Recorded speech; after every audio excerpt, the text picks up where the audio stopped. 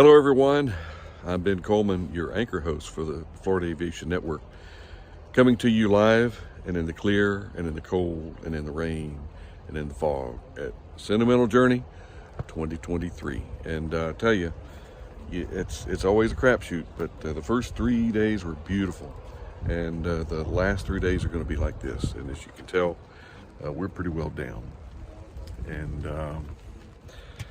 not much flying going on today. And there's not too many people out and around, but if you in aviation long enough, you have these kind of days, so it's not all bad. But there's a lot of hangar flying going on, and tomorrow night is the banquet, and we'll just see how it goes. But we're here in the valley, and it's pretty. It's cold and a little bit rainy, but it hadn't dampened the spirits of the folks that have been able to maintain their fun atmosphere here at Sentimental Journey. And this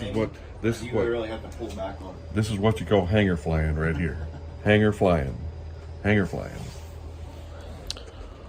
We'll see you later. Take care, Obi, and we'll get some more video.